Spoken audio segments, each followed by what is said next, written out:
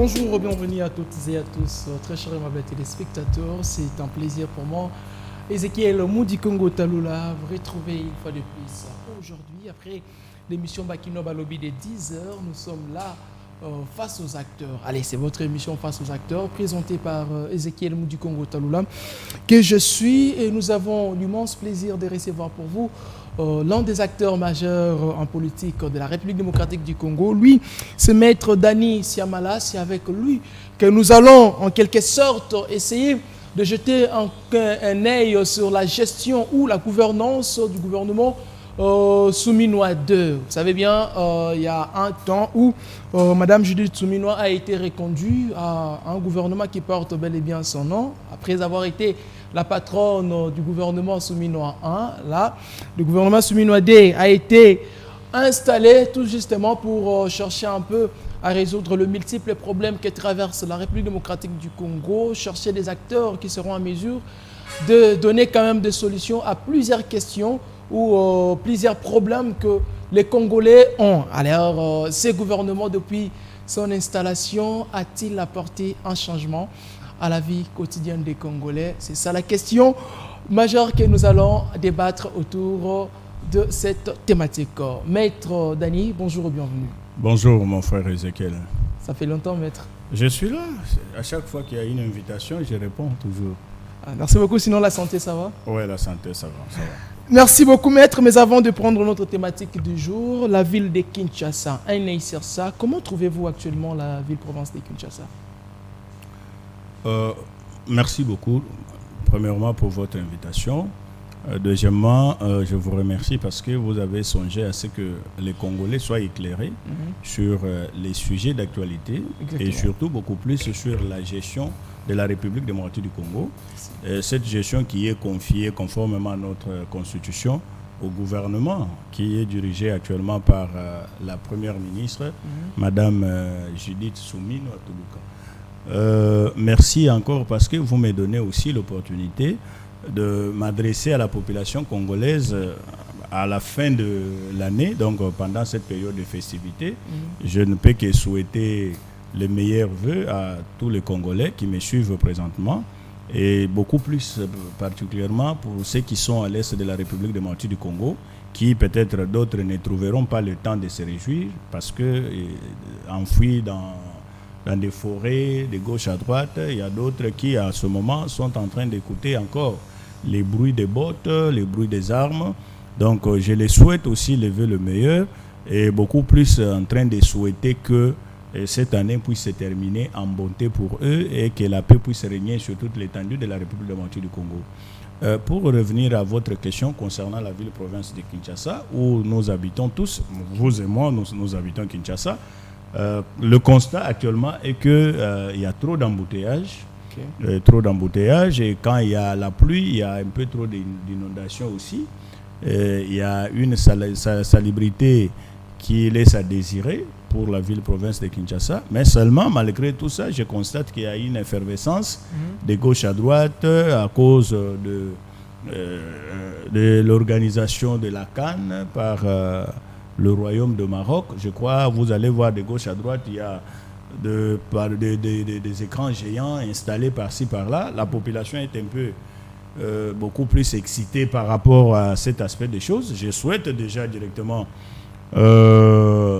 une bonne chance à notre équipe, les Léopards, qui, je crois, si je ne me trompe pas, entreront en danse dès demain déjà. Oui. Ils vont affronter une équipe de Bénin, je crois. De Bénin, qui est une très bonne équipe aussi. Alors, nous souhaitons bonne chance, nous encourageons nos Léopards pour que nous puissions quand même terminer cette année en beauté avec des victoires sur tout le plan, parce que vous comprendrez que sur le plan international, nous avons une victoire diplomatique que nous pouvons aussi nous enorgueillir avec et que nous pouvons aussi remporter la victoire au niveau de Maroc pour que la population puisse quand même se retrouver.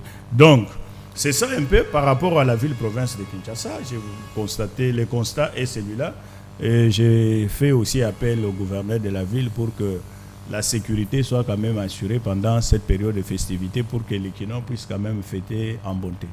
Merci beaucoup. Allez, la thématique. Je parlais tout à l'heure du gouvernement Souminoadé face aux attentes du peuple congolais. Réalisation et promesses. Maître Dani, la première question est celle de savoir comment évaluez-vous la manière générale, donc en manière générale, généralement, le gouvernement Souminoadé depuis son investiture ou depuis son installation? Merci beaucoup, mon frère. Je crois que bon, certaines personnes seront d'accord avec moi, d'autres non. C'est ça aussi la démocratie. Pour mieux évaluer un gouvernement, nous devons savoir d'abord, lorsque ce gouvernement a été installé, nous étions à quel niveau? Est-ce que vous comprenez? Ok. C'est ça la difficulté que nous avons en République démocratique du Congo. La constitution que nous avons, c'est celle de 2006 bien sûr, cette constitution donne beaucoup plus de pouvoir au gouvernement, mais plus de visibilité au président de la République. Dans le sens que lorsqu'il faut demander le bilan, lorsqu'il faut exiger des comptes, la population a beaucoup plus de s'intéresser au président de la République qu'au gouvernement, donc qui est dirigé par la première ministre. Alors que la Constitution dit ceci, que c'est le premier ministre qui gère au quotidien. Ce n'est pas le président de la République, mais c'est le premier ministre. Mais une faiblesse que nous avons, c'est quoi? C'est que lorsque on nomme le premier ministre ou on investit un gouvernement, nous n'avons pas le bilan du gouvernement passé. Pour savoir que le gouvernement passé nous a pris à un point A pour nous amener au point B. Et que maintenant, comme nous sommes au point B, le gouvernement qui vient ici doit nous amener au point C ou au point 2. C'est une faiblesse qui a été installée depuis. C'est une faiblesse qui a été installée depuis parce que il est très difficile de voir en République démocratique du Congo. C'est comme ça que j'ai toujours salué la passation du pouvoir entre Joseph Kabila et Félix Tshisekedi. Parce qu'au moins, il y a deux présidents qui se sont parlé. Un président élu et un président sortant. Ils ont eu au moins à parler, c'est-à-dire qu'il y a certains secrets d'État que Joseph Kabila détenait, qui ont été révélés à Félix Tshisekedi, qui venait fraîchement de l'opposition non armée, qui n'était pas aux affaires. Mais il a eu au moins la chance de parler avec un président sortant. Mais vous allez constater, dans la plupart des cas, la remise et reprise dans nos institutions a toujours été beaucoup plus effectuée par les secrétaires généraux. Soit le ministre qui n'est pas content du fait qu'il a été remplacé, se déplace pour des raisons de maladie, il est en Europe, et la remise et reprise se fait après lui. Soit le ministre, il vient pour faire la remise et reprise, c'est juste une farde préparée par le secrétaire général, on donne, on signe et tout ça. Mais on ne vous dira pas que, voilà dans ce ministère, lorsque je suis arrivé, ce que j'ai trouvé, voilà ce que j'ai fait, voilà ce qui reste à faire. Non, c'est toujours des simples formalités protocolaires et celui qui vient, il doit commencer à se débrouiller. Vous comprenez un peu? Okay. C'est là qui donne maintenant la difficulté aux scientifiques ou à la population de dire tel ou tel autre gouvernement a bien fait le travail. C'est seulement celui-là qui était en place. Lorsqu'il quitte, il vous dit que non, pendant ma période, moi les choses étaient bien, voilà ce que je fais, j'étais ceci, j'étais cela. Soit ce sont des militants des partis politiques qui se mettent à glorifier ou à encenser leurs leaders des partis politiques pour que les gens puissent voir effectivement que celui-là c'est un bon à la prochaine nomination qu'il soit récupéré dans le gouvernement. Mais pour les actes concrets que nous pouvons apprécier tel ou tel autre gouvernement, nous sommes toujours en difficulté. Pourquoi? Parce qu'aujourd'hui, nous pouvons dire par exemple que le gouvernement Soumino 1 d'abord, lorsqu'ils sont entrés, ils avaient commencé où? Et ils nous ont amenés à quel niveau? Et lorsque le gouvernement Soumino 2 arrive, ils nous avaient trouvé à quel niveau pour nous amener à quel niveau? Et maintenant, les gens s'intéressent beaucoup plus au taux des dollars. Parce que si vous posez cette question à n'importe quel analyste politique, il va vous dire que non, voilà, le gouvernement Soumino 2, lorsqu'ils sont arrivés, voilà, le dollar était à 28 ou 29, on achetait déjà dans les 30, aujourd'hui nous sommes à 23. On va s'attarder que sur le dollar. Aujourd'hui, on va vous dire que non, voilà, pendant la période ici, voilà, il y a telle route ou telle autre route qui a été construite. Et voilà. Donc, ce sont des choses comme ça, des signaux comme ça, que beaucoup plus de politiciens s'intéressent pour dire que tel ou tel autre gouvernement a bien travaillé ou tel n'a pas bien travaillé. Mais ce que nous devons retenir dans cette question-là, c'est quoi? Lorsque nous devons évaluer un gouvernement, le gouvernement est institué et dans ce gouvernement, le gouvernement c'est une équipe. Et cette équipe est composée de plusieurs membres. Il y a le numéro 5, il y a le numéro 6, il y a 7, 10, il y a le gardien et tout ça. Le gardien dans ce gouvernement, c'est le Premier ministre ou je ne sais pas. Mais il y a numéro 5, chaque ministre doit faire son travail. Okay. Et évaluer maintenant, nous devons commencer secteur par secteur. Nous allons voir par exemple, dans le secteur de l'énergie, qu'est-ce que nous pouvons dire? On avait combien de pourcentage de la population qui avait accès à l'eau potable?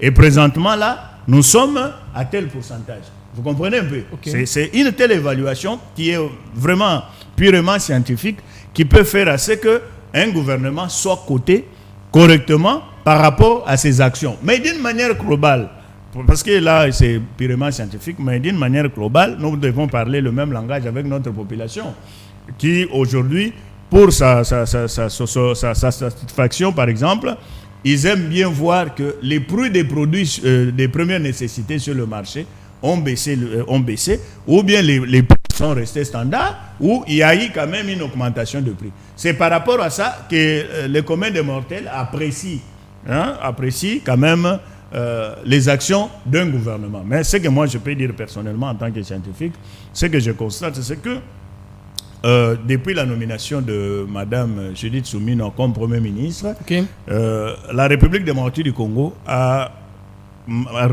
constaté ou a quand même bénéficié de certaines situations qui ont quand même avancé, qui ont démontré... Comme quel genre de situation? Par exemple, je vais vous dire ici, ce n'est qu'avec le gouvernement Soumino que nous avons vu une diplomatie qui a quand même porté les fruits.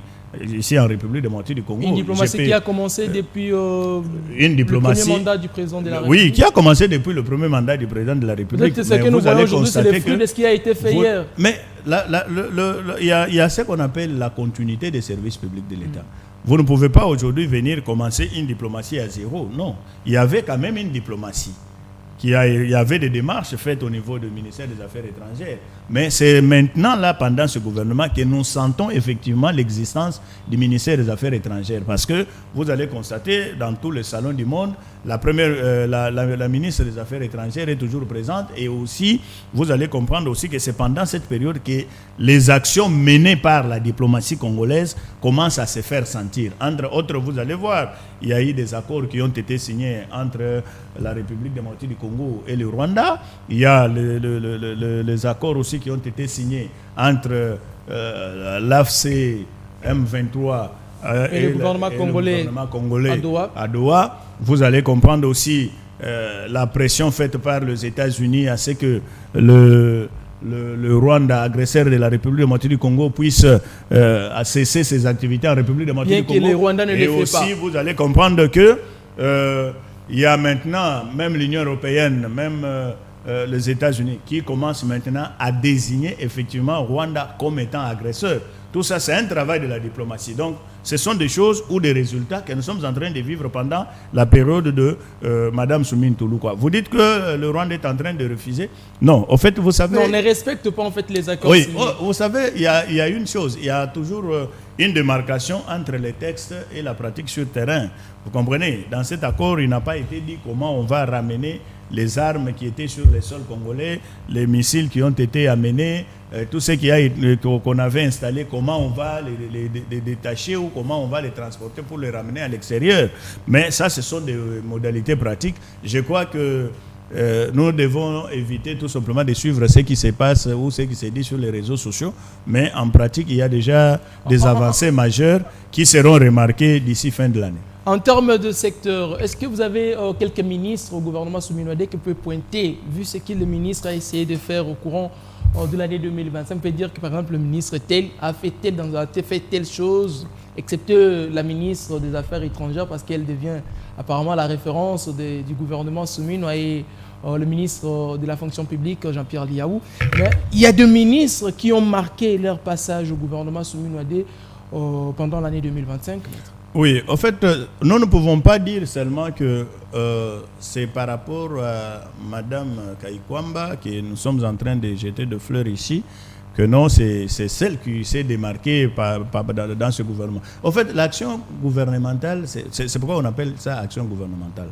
C'est une action qui est menée par une équipe. Voilà. Vous comprenez? C'est une action qui est menée par une équipe. Parce que Madame Souminoa Tuluka ne peut pas tout faire seule.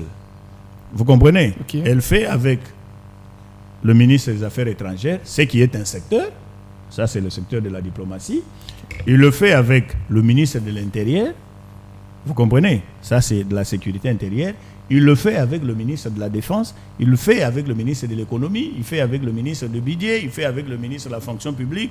Il fait avec tout le ministre possible. L'habitat, affaires foncières. Donc, tous ces ministres-là constituent l'équipe Madame Souminoa Tuluka. Mais si je commence ici à aborder secteur par secteur, parce que je ne saurais pas quelques terminer, secteurs, vous savez que nous deux avons ou trois secteurs un gouvernement pléthorique d'une cinquantaine de ministres. Donc c'est-à-dire 50 quelques secteurs. Parce que vous ne pouvez pas trouver deux ministres dans un même secteur. Non, c'est un ministre par secteur. Comme nous en avons 50 quelques, c'est-à-dire il y a 50 quelques secteurs que l'on a placé nos pions. Mais si je peux citer ici, je peux prendre par exemple le secteur de l'économie par exemple. Je peux prendre le ministre de l'économie. Vous allez voir que dans ce secteur-là, à ce qui concerne l'économie, vous allez comprendre que l'économie de la République démocratique du Congo est stable. L'économie de la RDC est stable. Est stable. L'économie de la République démocratique du Congo. Le cadre macroéconomique a été stabilisé. Donc, ce secteur-là, quand bien même que nous citons le ministère de l'économie, mais il faut savoir aussi qu'il y a un ministère de budget qui intervient dans presque le même secteur. Parce que ce ministère-là, en principe, dans des pays où les choses ont déjà quand même atteint un certain niveau, où les politiciens comprennent déjà les choses, que non, on vient pour servir, pas pour se servir, vous trouverez que le ministère des Finances, le ministère de l'économie et le ministère de budget constituent un seul ministère. Finances, budget, économie, un seul ministre. Mais du moins, il y a des secrétaires généraux pour chaque secteur. Par exemple, aux finances, vous trouvez un secrétaire général. Au ministère de l'économie, mais chargé des finances. Vous trouvez un ministre, un secrétaire général au ministère de l'économie, mais affecté au budget. Oui. Un secrétaire général à l'économie, mais affecté à l'économie. Donc, c'est comme ça dans d'autres pays. Mais ici, chez nous, on a pris tout ça. Donc, ce sont des directions d'un ministère. Mais ici, chez nous, nous avons pris, on a scindé. Donc, chaque direction est devenue tout un ministère. C'est comme ça que nous avons un ministre de l'économie, un ministre des finances, ministre des budgets. Vous comprenez un peu? Okay. Maintenant, quand vous regardez, il y a ce secteur-là, le secteur de l'économie-là, où il y a plusieurs interventions. L'intervention, parce que vous ne pouvez pas dire aujourd'hui que vous allez stabiliser le cadre macroéconomique si le ministère de l'économie ne fait rien dans ce secteur. Si le ministère des Finances ne fait rien, si le ministère du Budget n'intervient pas. Donc ce sont des secteurs que tous ces trois ministres interviennent. Mais vous allez constater quand même qu'à ce qui concerne ce secteur-là, il y a quand même des avancées et quand même avancées parce que vous parlez la population a senti quand même qu'il y a quelque chose. Les avancées scientifiques, vous parlez de ce que la population peut sentir en termes de réalisation palpable et touchable. Vous, c'est que quand vous restez scientifique, cette population ne vous comprend pas. Oui, mais au moins quand vous parlez de ce que la population vit quotidiennement, c'est par là que la population saura s'il y a des avancées ou pas, maître. Oui, les avancées, je peux prendre des exemples terre à terre, par exemple. Je peux ici vous citer le secteur, par exemple, du carburant. Vous comprenez?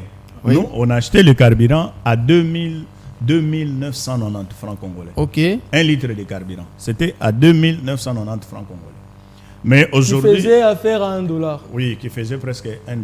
Non, c'est presque 1,1 $. Okay. Mais aujourd'hui, vous allez comprendre que nous achetons le carburant à 2440 francs congolais. Vous comprenez? 2400 qui fait francs congolais. 1,2 Oui. Maintenant, dollars. voilà. Maintenant, à ce qui concerne les dollars, nous sommes presque dans une même démarche. Mais lorsqu'il s'agit maintenant de notre monnaie, vous comprendrez que notre monnaie maintenant a pris quand même de la valeur. En ce qui Donc, concerne les dollars, vous comprendrez? lentement, Oui. lentement. En ce qui concerne les dollars, avec un taux de 27 500 qu'avaient les stations à l'époque, vous achetez un litre à 2900 francs. 2990, presque 3000. francs. Presque 3000 francs. Oui.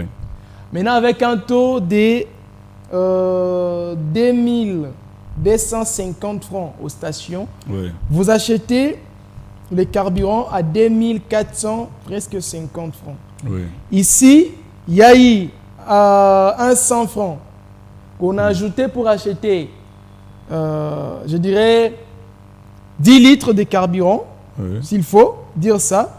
Mais ici, on ajoute en 200 francs.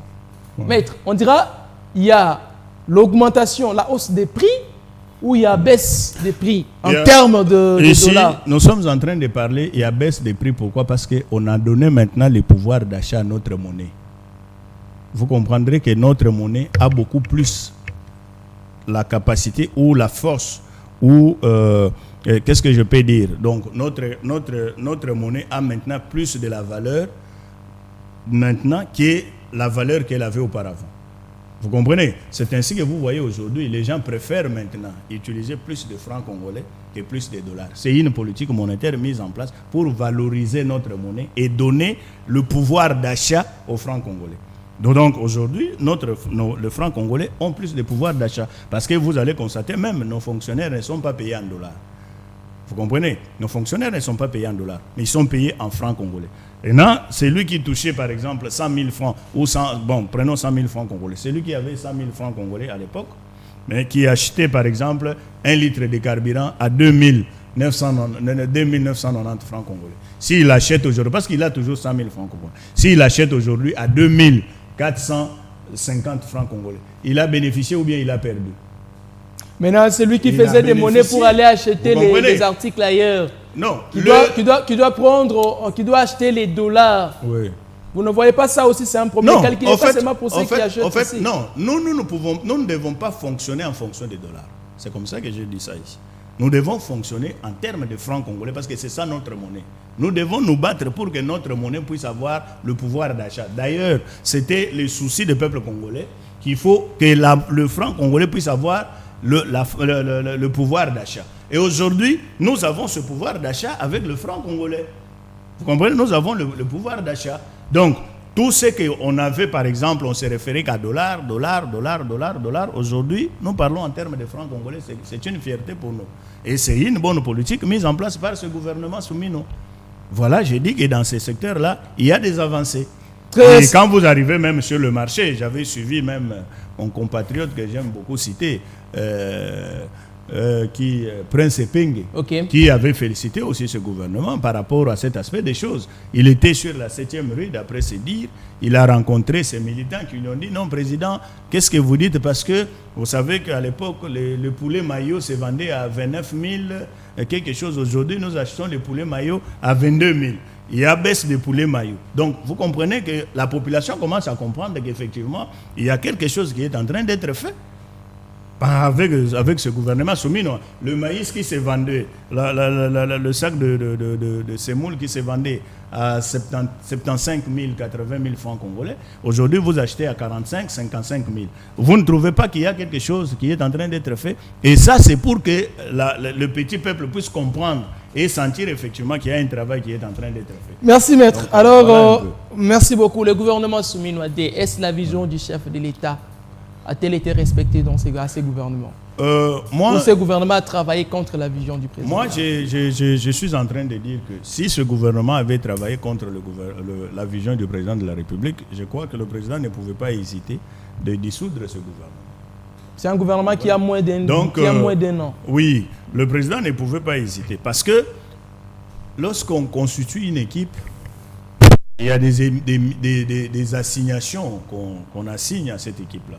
Voilà, vous êtes une équipe de 12 personnes, vous allez voilà notre objectif, ramenez-nous la coupe, ramenez-nous telle ou telle autre chose. Et aujourd'hui, avec ce que le président avait mis en place, le gouvernement Soumino s'est mis au travail, le gouvernement Soumino 2, moi je crois que le président de la République évaluera aussi de sa façon ce gouvernement et trouvera effectivement qu'il y a des avancées significatives. Est-ce qu'il n'y a pas, ce gouvernement. Il y a pas une injustice sociale?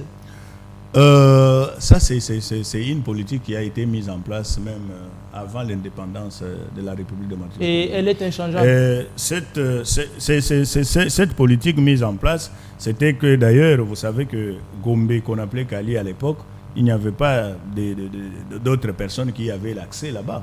Et cela s'est concrétisé tout simplement par le fait que dans notre pays, depuis l'indépendance jusqu'à ce jour, nous avons toujours des classes de pauvres, des classes de moyennes et des classes de riches.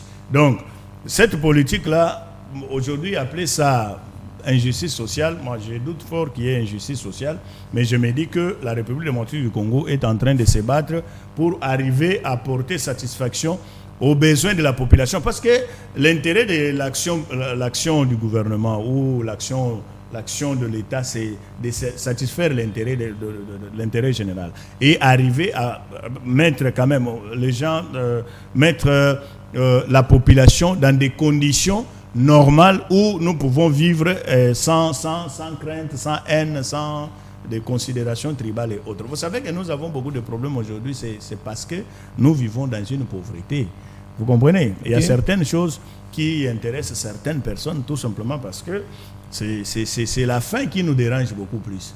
Vous comprenez? Mais si aujourd'hui on arrive à bannir quand même certains comportements, certaines habitudes où les gens détournent l'argent de l'État et tout ça, je crois que nous n'arriverons pas à parler de l'injustice sociale parce que personne n'a besoin de vivre dans ces conditions-là d'injustice. Et tout le monde cherche toujours à ce qu'il y ait amélioration des conditions de notre Prenons les cas par exemple en termes de salaire maître. Vous allez voir aujourd'hui au Congo, souvent ce sont des politiques qui sont en termes de rémunération, qui sont mieux rémunérés que les travailleurs de l'État. Je donne l'exemple de médecins, enseignants, professeurs des universités et autres. Vous verrez, quand on veut parler, on veut comparer ce qu'un gagne un professeur des universités ou un enseignant de l'école primaire ou encore un militaire, c'est vraiment insignifiant à ce que gagne un politicien, député provincial tout comme national, sénateur, le membre du bureau, les agents des travailleurs à la finance. Vous ne voyez pas que c'est ça aussi l'injustice que nous sommes en train de combattre? Je suis tout à fait contre d'appeler ça injustice. Mais pourquoi vous êtes contre si ceux qui travaillent plus que les autres sont moins payés et ceux qui n'ont pas un travail... Je ne suis pas dans cette logique-là. Pourquoi je ne suis pas dans cette logique? Allez-y. Parce qu'aujourd'hui, dire que ce qui touche le professeur d'université, ce qui touche un médecin et tout ça, mais pourquoi vous faites la différence entre les politiciens et les professeurs d'université? Pourquoi vous faites la différence entre les politiciens et le médecin? Un politicien, c'est qui? Pour devenir politicien, il faudrait être renseigné, encadré. Quand vous êtes malade, c'est le médecin qui va vous soigner. Ce sont les gens qui sont avec nous quotidiennement. Mais ce que nous devons aussi savoir, ce n'est pas seulement pour devenir médecin, il faut que vous soyez enseigné par les enseignants. Mais pour être enseignant aussi, il faut être né par un médecin aussi. Il faut être aussi né par un politicien. Vous comprenez? On ne doit pas voir seulement l'aspect formation. Mais ce qui est ici, c'est quoi? Qu'est-ce que je vais dire? Je vais dire ceci. C'est lui que vous appelez politicien là. C'est un médecin. Le ministre de la Santé. Il est politicien. Voilà. Ministre de la Santé, avant tout, il a été médecin, qui a été mal payé, et il devient ministre. C'est là où ça récompense peut-être. Maintenant, aujourd'hui, c'est lui que vous appelez politicien. C'est l'avocat d'hier qui est devenu ministre de la Justice. Moutamba Fi, avocat. Ok. Il était ministre de la Justice. Je suis d'accord avec vous. Oui, c'est le magistrat d'hier. Ils ont subi une formation hier. C'est grâce à cette formation qu'ils sont devenus ce qu'ils sont aujourd'hui. C'est-à-dire qu'aujourd'hui, si vous regardez dans ce gouvernement, vous direz que nous avons un gouvernement de professeurs d'université. Vital Kamerhe, il est professeur d'université aussi. Et si Kamerhe devait vivre avec ce qu'il gagne aux universités, est-ce que ça lui permettra d'être... Le problème, c'est quoi? Le problème, c'est que les politiciens nous donne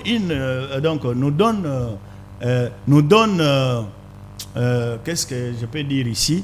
Il nous donne l'impression d'être mieux rémunéré que tout le monde. Non, ce n'est pas l'impression qu'ils vous donnent, mais c'est ce qu'ils se fait. Mais moi je vais vous dire que dans ce pays ici, il y a des fonctions où les gens sont mieux rémunérés que le ministre. Comme quelle fonction? Dans ce pays, par exemple. Je peux citer ici un secrétaire général au ministère des Finances. Ah, vous parlez du ministère des Finances? Oui, j'ai dit un secrétaire général au ministère des Finances. Je peux vous citer encore un secrétaire général au ministère de l'économie.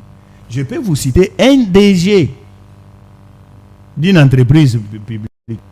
Ces gens-là touchent beaucoup plus que les ministres. Et vous allez voir aujourd'hui, c'est plus les quotas politiques. Maintenant, le problème, c'est quoi? Le problème, c'est que lorsque vous êtes ministre, vous avez beaucoup plus de visibilité. Et vous avez beaucoup plus d'avantages. Pourquoi? Voilà. Les avantages que vous avez, ce sont des avantages liés à votre fonction. Vous cessez d'être ministre aujourd'hui. Il y a des autres, nous les rencontrons dans des terrasses ici avec nous. Vous cessez d'être ministre aujourd'hui, vous n'avez pas encore cette impression-là que tu donnais à tout le monde. Que non, j'ai autant, je peux. Le fait de se promener avec le véhicule officiel ne veut pas dire que ce ministre-là touche plus que les autres. Le fait de passer une nuit dans une maison payée par l'État ou être logé par l'État ne veut pas dire que vous touchez plus que les autres. Donc, en réalité, ils sont beaucoup plus visibles par rapport à les fonctions qu'ils occupent. Mais en termes de rémunération, tout dépend de ce que notre pays gagne. Vous savez qu'au Congo, aucun ministre ne reçoit une somme de moins de 40 000 $. Ça, c'est ce en termes de monuments, je ne sais pas si c'est ce que vous dites. Non, mais c'est ce qu'on nous a brandi ici. Je ne connais pas un ministre dans ce pays qui est payé 40 000 $ par mois. Ils sont payés. Je parle de paiement de ministre. Je ne connais pas un ministre qui a un salaire. Donc ils ont moins de 40 000. Il y a un salaire de 10 000 $, de 40 000 $ par mois. Donc ils ont un salaire de moins de 40 000. Donc si le ministre est payé un salaire de ministre dans ce pays ici, à moins qu'on m'amène les éléments contraires par rapport à ça, le ministre n'est pas payé au-delà de 10 000 $. Le salaire des ministres. Les ministres que nous voyons, oui, ils ont un salaire qui a moins de 10 000 $. Oui, le ministre que vous voyez là. Le salaire des ministres, lorsqu'on vous donne le fiche de paye de ce ministre-là, vous allez constater qu'ils n'ont pas un salaire au-delà de 10 000 $. Wow. Maintenant, les problèmes, donc les députés obtiennent plus que le ministre. Il y a maintenant ce qu'on appelle les avantages liés à ces fonctions-là. Est-ce que vous comprenez? Il y a des avantages par rapport à ça. Vous savez que ces gens-là reçoivent toujours des gens dans leur bureau chaque jour. Ils les reçoivent toujours, les gens dans leur bureau, ils les reçoivent dans leur domicile, ils les reçoivent par-ci, par-là. Ils ont des frais d'émission lorsqu'ils doivent se déplacer. Pour se déplacer, l'État doit le prendre en charge. Vous voyez toujours, on signe l'ordre d'émission, on dit les frais pour ce déplacement à charge de l'État. Et c'est ça ce que les gens disent. Par exemple, non, le ministre gagne beaucoup, on les paye 50 ou 60 000. Ce n'est pas possible. On ne peut pas donc ils ont un salaire de moins de 10 000 $. Ils ont un salaire de moins de 10 000 $. Ils n'ont pas 20 000 $ comme salaire. Non. Le salaire, regardez, demandez, allez-y même au ministère de budget. Pour vérifier, vous pouvez vérifier, vous allez trouver. Ils ont des salaires de combien? D'ailleurs, le président de la République, lui, il touche combien? Si le ministre déjà doit toucher 40 000 $ comme salaire, c'est que le président de la République va toucher des millions comme salaire. Mais je vous dis que, à ce que je sache, parce qu'il faut aussi prendre la loi budgétaire pour voir ce qui est dedans, avec ce que nous avons. Si le ministre doit toucher 40 000 $ comme salaire pendant une année, avec notre budget ici, ça ne va pas tenir. Mais regardez ce qu'on réalise avec ce budget-là et les salaires qui sont payés. Donc c'est pour dire que le terme injustice sociale, moi je trouve un peu ça exagéré, mais je me dis seulement que nous sommes en train de nous battre, de vivre selon le moyen que la République démocratique du Congo a mis à notre disposition. C'est ça un peu ce qu'il faut comprendre par rapport à ça. Ah, chers téléspectateurs, même aux États-Unis, même en France, vous allez trouver que tout le monde n'est pas payé de la même manière. Le président ne peut pas être payé comme un secrétaire d'État. Le président ne sera pas payé comme gouverneur d'un État. Le président est payé toujours à la hauteur de ses fonctions. Vous comprenez? Et le secrétaire d'État aussi. Parce qu'ils ne sont pas là pour toujours. C'est un mandat. C'est un mandat. Vous ne pouvez pas être là ministre à vie. C'est un mandat uniquement pour 5 ans, 2 ans, 3 ans. D'ailleurs, il y a même de ces ministres-là qui ont fait au gouvernement qu'une année. Donc, on ne peut pas aujourd'hui les comparer avec des secrétaires généraux qui ont fait carrière dans ces ministères-là. Vous comprenez un peu?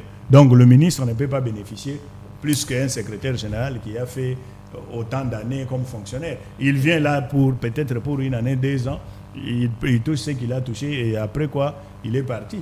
Plusieurs promesses faites par le gouvernement Soumino, maître, ont-elles été réalisées? Vous savez, nous devons comprendre une chose. Il y a la différence entre ce que nous voulons et ce que nous détenons. On nous a toujours dit que lorsque vous n'arrivez pas à faire la politique de votre désir, vous devez vivre maintenant la politique de votre moyen. Vous comprenez? Ok. Le désir du gouvernement Toulouka ou le désir de la population congolaise, c'est de voir tout en une journée s'améliorer. Vous comprenez? Mais nous avons des problèmes très sérieux dans ce pays. Moi, je ne suis pas membre du gouvernement. Hein. Je ne suis pas membre du gouvernement, moi. Je suis... Mais vous soutenez au moins les pouvoirs. Je soutiens les institutions de la République. Je défends mon pays parce que je suis congolais. Je n'ai pas un autre pays que celui-ci. Parce qu'un jour, je serai aussi là où ils sont aujourd'hui. Un jour, je serai là où ils sont aujourd'hui. Je vous appellerai pour vous dire que mon frère Ézéchiel, je vous avais dit que je serai là où ils sont aujourd'hui. Et moi aussi, je vous dirai, maître, ne m'oubliez pas parce qu'on a je ne lutté vous ensemble. oublierai pas parce que je vais vous appeler. J'ai votre numéro. Je vous appellerai. Et puis, c'est une promesse faite en direct. En direct. Je vous dirai que voilà, je suis là où ces gens-là sont arrivés. Je vous donne seulement un petit exemple. Dans ce pays, nous connaissons un certain Billy Kambale, je crois, Billy Kambale.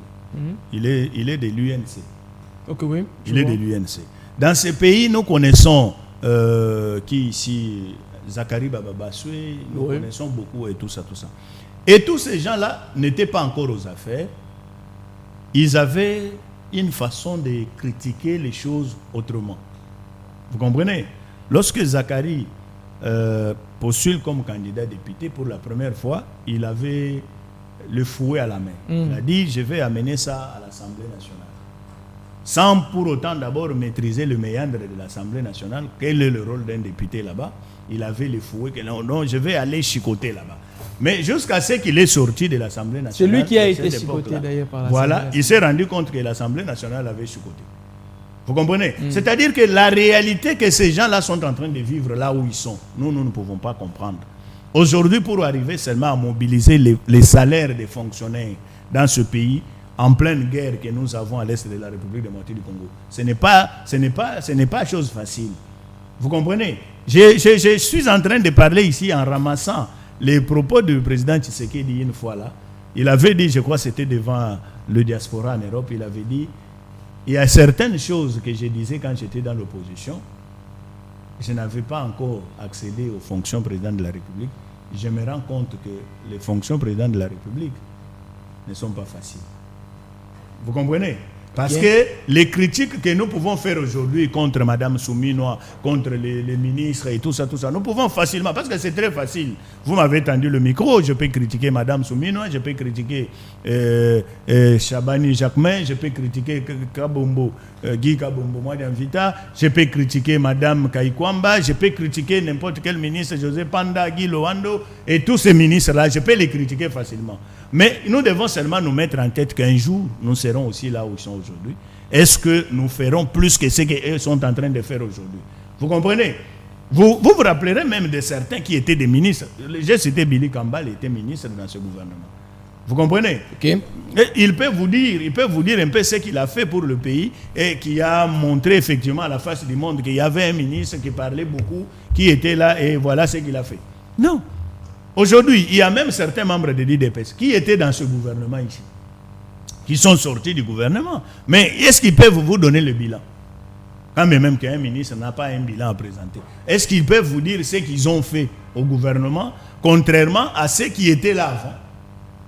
Donc, nous devons comprendre que Les choses sont en train d'avancer telles qu'elles avancent là, qu'on mette les bornes, qu'on mette la fondation pour que ceux qui viendront après ceux qui sont au pouvoir aujourd'hui puissent bien faire aussi par rapport à tout ça. Vous savez, j'ai toujours dit aux gens aujourd'hui, si Kabila n'avait pas construit les boulevards du 30 juin, si Kabila n'avait pas construit les boulevards Lumumba, vous savez ce que Tshisekedi allait avoir comme travail? Il allait commencer d'abord par le boulevard Lumumba, commencer par le boulevard du 30 juin. Mais il n'a pas touché le boulevard Lumumba, il n'a pas touché le boulevard du 30 juin, quand bien même qu'il a ajouté les sautes moutons pour éviter à ce qu'il y ait plus d'embouteillage.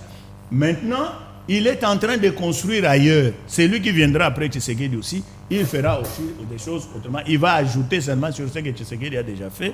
Et ainsi de suite, nous sommes en train d'avancer. Jusqu'à ce que vous reconnaissez ce que Kabila a laissé au pays. Vous au moins, vous le reconnaissez. Non, il ne faut pas, en fait, il ne faut pas être aveugle. Il ne faut pas être aveugle. Un scientifique, c'est quelqu'un qui analyse des choses d'une manière scientifique.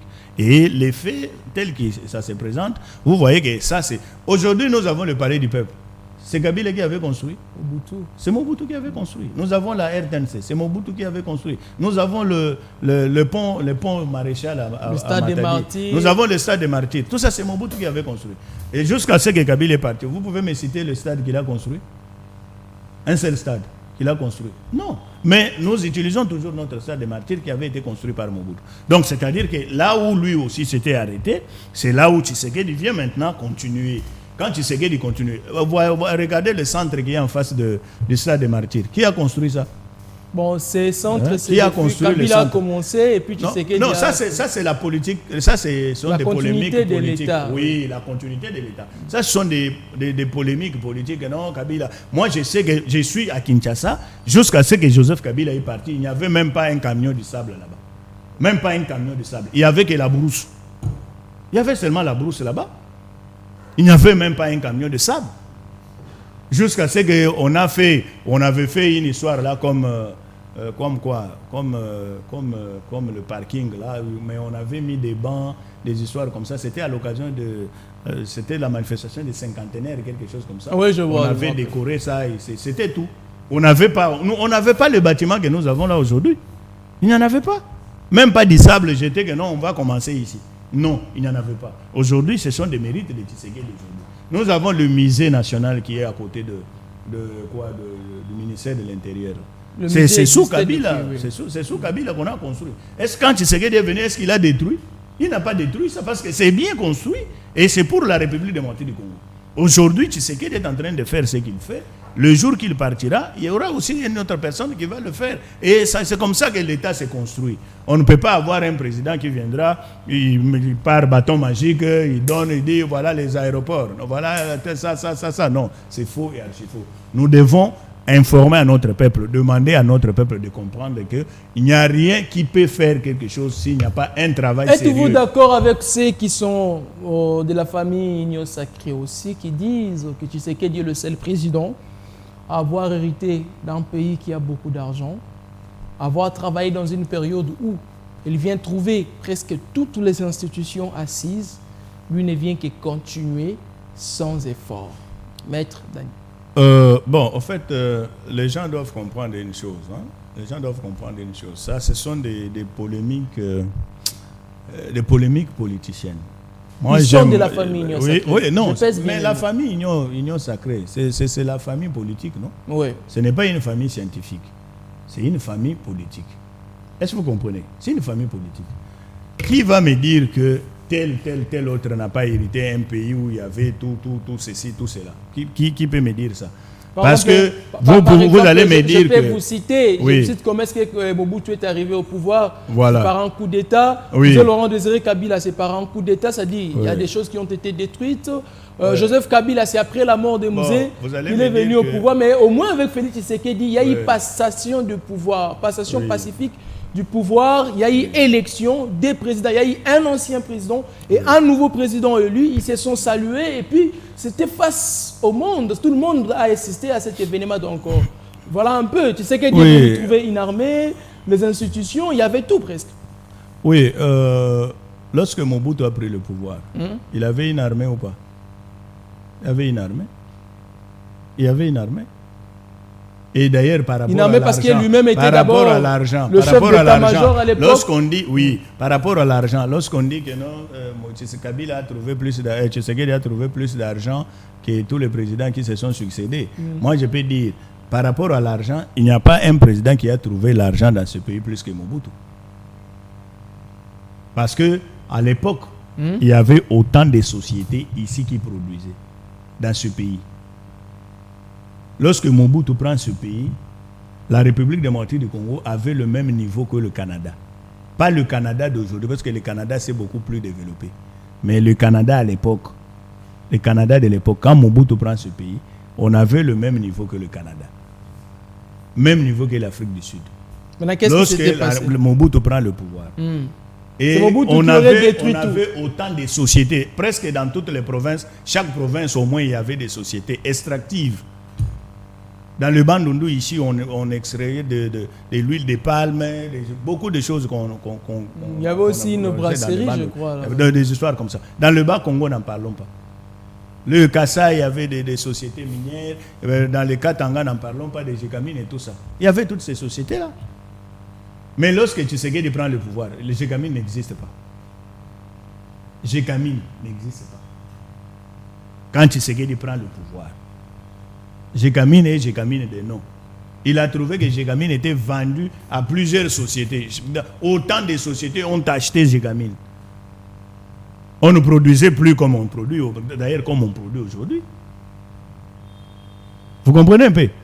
Tshisekedi a trouvé que la CNCC, les trains qui quittaient Katanga pour ramener le minerai vers Ilebo et que ce minerai-là puisse venir ici, transporté par l'ONATRA. Vous savez pourquoi l'ONATRA a des problèmes aujourd'hui? Pourquoi?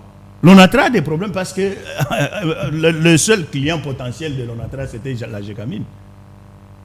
C'était la Gécamine. Okay. Depuis qu'on a suspendu par le fait qu'on a fait par les Katumbamois et les autres pour que les minéraux du Katanga commencent à traverser par la Zambie pour aller en Afrique du Sud. Ils ont supprimé la ligne, tous les trains qui amenaient les marchandises, les minéraux vers Ilebo pour que l'ONATRA puisse les récupérer, amener à Matadi. Quand cette histoire-là a pris fin, aujourd'hui, l'ONATRA est en train de pénétrer. L'ONATRA, on peut tout faire. On peut aller à gauche, à droite. On peut placer n'importe qui à la tête de l'ONATRA. L'ONATRA aura toujours des difficultés. Parce que l'ONATRA n'a pas de clients potentiels. Pour que l'ONATRA puisse vivre comme l'ONATRA vivait auparavant, il faut remettre les circuits. Les minéraux quittent les Katanga jusqu'à Ilebo et l'ONATRA les transporte pour ramener à Matadi. Vous comprenez un peu? Okay. Et Tshisekedi n'a pas trouvé tout ça. Mais il y a des individus qui se sont donné le droit d'arrêter ces circuits, acheter des camions pour commencer à transporter les minéraux, amener en Afrique du Sud. Vous comprenez un peu? Tshisekedi n'a pas trouvé tout ça. Très bien. Vous allez dire que lui a hérité tout ça. Pas nous. Ceux qui partagent même avec vous, ceux qui disent cela, ce sont des sentiments politiques et des considérations politiques. Mais quand vous analysez ça scientifiquement, vous trouvez que ce n'est pas correct. Tshisekedi a trouvé un pays, effectivement, où il y avait un président en place, il y avait un parlement, il y avait un Sénat, il y avait l'armée, il y avait tout ça. Mais aucun président ne peut dire que non, moi quand je suis venu, il n'y avait pas une armée. Non. Kabila Mouzé est venu avec son armée, avec son général, son chef d'état-major général James Kabarebe. C'était son armée. Comment on peut avoir un chef d'état-major général sans armée? Comment on peut avoir un chef d'état-major sans armée? Il y avait une armée. Quand on parle des institutions héritées, il a hérité une institution. La présidence de la République, ce n'est pas une institution. Lui-même, président Mouzé Laurent Désiré Kabila, était une institution. Merci. On peut dire qu'il n'y a que Tshisekedi qui a hérité les institutions. L'autre ici, Kassavou, le premier président, il n'y avait pas des institutions parce que Lumumba était premier ministre et lui était président. Il n'y avait pas des institutions. Merci maître, merci. Vous comprenez? Donc ce sont des analyses qui, au fait, des fois, par des sentiments, de tout ça, qui ne cadrent pas. La marche de la République réalité démocratique du Congo, pensez-vous qu'elle boite? Elle est normale? Elle marche trop vite? Ou on dirait que la situation sécuritaire qui dérange aujourd'hui a ralenti ou a fait boiter plusieurs de choses en République démocratique du Congo? Commençons d'abord par la création de la République démocratique du Congo. Le Congo a été créé comme un marché mondial. Ça, il faut comprendre. Exactement. Le Congo a été créé comme un marché mondial. Et depuis lors, nous sommes toujours sujets des attaques des puissances impérialistes. Vous comprenez? Ok. Nous avons commencé par être colonisés par la Belgique. La Belgique s'est enrichie au travers des richesses de la République démocratique du Congo, mais la Belgique n'a pas construit la RDC. Parce que vous vous rappellerez du discours de Lumumba qui avait dit que nous devons construire cette nation. Le Congolais n'a pas besoin de bulletins de vote, mais il a besoin de la paix. Vous comprenez un peu? La paix, le pain. Et nous devons reconstruire ce pays. C'est-à-dire que depuis 1960, on avait des problèmes déjà dans ce pays. Les problèmes nous laissés par la Belgique, qui n'avait pas voulu construire la République démocratique du Congo à la hauteur de ce qu'elle avait comme richesse. Vous comprenez? Et tout partait en Belgique pour construire la Belgique, créer tout ce qu'ils ont créé aujourd'hui, s'appeler des pays développés et non moins développés ou sous-développés. Ce que Mobutu avait refusé dans un discours à l'ONU, je crois que c'était en 1975, il avait dit il ne faut pas parler de pays sous-développés, il faut parler des pays moins équipés. Pourquoi? Parce que le développement dépend toujours de chaque peuple. Le développement dépend toujours de chaque peuple. Vous ne pouvez pas aller dire aujourd'hui aux Russes qui ne sont pas développés. Vous ne pouvez pas dire aux Américains qui ne sont pas développés. Vous ne direz pas aux Français qui ne sont pas développés. Mais pourquoi vous avez toujours tendance à dire à nous, Congolais, que nous sommes sous-développés? C'est par rapport à quoi? Tout simplement parce que vous êtes en train d'imaginer ce développement par rapport à vous. Vous comprenez? Mais en ce qui concerne la République démocratique du Congo, je vais vous dire que la République démocratique du Congo aujourd'hui, lors de l'indépendance, la République démocratique du Congo ne pouvait compter peut-être 2 ou 3 universitaires. Okay. Vous comprenez? Mais aujourd'hui, vous pouvez compter combien des universitaires que la République démocratique du Congo est en train de jeter sur le marché. C'est presque chaque samedi ou chaque vendredi qu'il y a des collations de grades. Ce sont des cerveaux. Vous comprenez que sur ce plan-là, la République démocratique du Congo a beaucoup plus développé. Mais le développement dépend toujours de chaque peuple et de chaque appréciation. Aujourd'hui, la République démocratique du Congo se bat. Nous avons des problèmes, comme tout autre État a des problèmes. Les États-Unis ont leurs problèmes propres à eux. Okay. La Russie a ses problèmes propres à eux. La France a ses problèmes propres à eux. Et nous, la République démocratique du Congo, nous avons aussi nos problèmes propres à nous. Quels sont les problèmes que nous avons ici chez nous? Nous avons besoin de routes. Nous avons besoin des aéroports, nous avons besoin des stades, nous avons besoin des hôpitaux, nous avons besoin des industries d'extraction pour extraire les minéraux ou tout ce que nous avons comme richesse. Nous avons besoin de tracteurs pour cultiver, pour que notre population puisse se nourrir convenablement. Ce sont nos problèmes que nous avons. Nous avons aussi un problème de la sécurité. Nous avons aussi le problème de la sécurité. Qui n'a pas commencé aujourd'hui, qui n'a pas commencé aujourd'hui, qui a commencé depuis avant l'indépendance. L'Est de la République démocratique du Congo était toujours attaqué. Il y avait, rappelez-vous, il y avait le problème des chrétiens, des musulmans, il y avait une guerre là-bas. Suivez aussi l'histoire de notre pays, lorsque notre compatriote Thomas Lowaka, je crois, parle, je connais le Congo. Il vous dit aussi par rapport à cette situation de l'Est de la République démocratique du Congo que ce n'est pas aujourd'hui que cela a commencé. Ça a commencé depuis avant l'indépendance. Vous comprenez? Okay. Lorsque je parlais ici des inondations dans la ville-province de Kinshasa, mais j'ai eu les images de 1900... oui, ça n'a pas commencé aujourd'hui. 48 ou 51, où le boulevard du 30 juin là, était inondé. Kinshasa a été inondé. Kingabwa que vous voyez là, je crois que c'était en 1955. Kingabwa a été effacé sur la carte. Il y avait les inondations jusqu'au niveau de poids lourds. Donc c'est pour vous dire qu'il y a des choses, nous nous battons pour que notre pays puisse se redresser. Nous avons des problèmes. Les problèmes que nous avons là, c'est comme ça qu'à chaque fois, on met toujours un gouvernement en place. Merci, et maître. Ce gouvernement-là se bat. Tant soit peu, là où ils vont s'arrêter, c'est là où les autres qui viendront aussi ajouteront une pierre pour que les choses commencent. Nous n'avons plus assez de minutes, maître. À ce qui concerne la situation sécuritaire, je vous ai posé une question. Pensez-vous que cette situation ralentit un peu la marche de la République? Effectivement, parce que là où il y a la guerre, vous ne pouvez pas construire. Là où il y a la guerre, vous ne pouvez pas organiser quelque chose parce qu'il y a des choses qui se font là-bas. D'abord, vous savez qu'avec cette guerre, non seulement par rapport à ce que nous dépensons, mais ce que nous perdons en termes de richesse, parce que c'est une guerre de prédation. on est en train de piller les richesses de la République démocratique du Congo. Au moment où nous parlons ici, si vous arrivez à la DGI, DGRAD,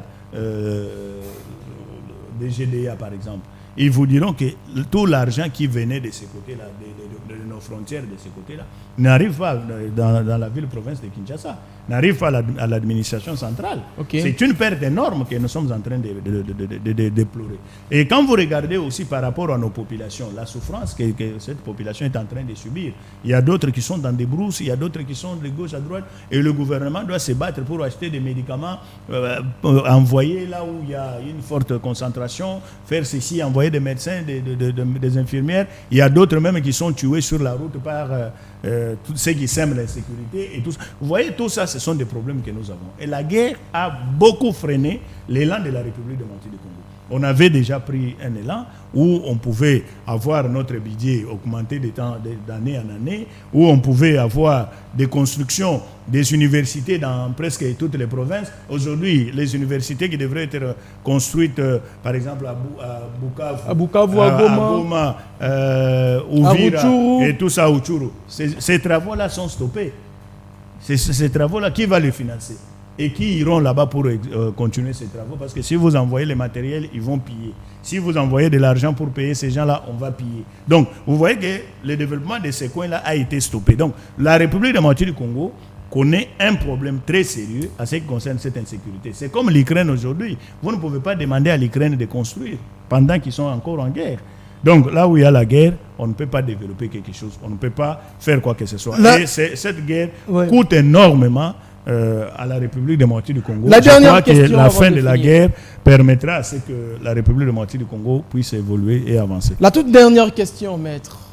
Alors, pensez-vous que nous allons résoudre ces problèmes de l'insécurité que nous traversons actuellement en République démocratique du Congo avec le gouvernement Souminouadé, ou il faudrait penser au changement de ces gouvernements? En fait, vous savez, même dans un match de football, comme l'objectif c'est de gagner, vous allez constater que l'entraîneur, le coach, comme il n'est pas sur terrain, il est à côté en train d'observer, qui est le président de la République actuellement, il verra toujours que dans cette équipe, il y a tel ou tel autre élément qui, au fait, n'est pas à la hauteur. Vous comprenez? Il faut le changer, et en changeant, je crois qu'il s'attend à un bon résultat. Vous pouvez voir aussi une autre équipe. Vous changez tous les joueurs que vous vouliez changer, mais vous perdez toujours.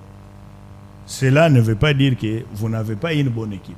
Cela veut dire tout simplement que c'est la loi de la nature. On peut gagner tout comme on peut perdre. Maintenant, nous voulons gagner, surtout à ce qui concerne maintenant la gestion de l'État. À ce qui concerne maintenant la gestion de l'État, on va continuer toujours à changer des pions jusqu'à ce que nous trouverons un pion qui peut nous apporter un plus.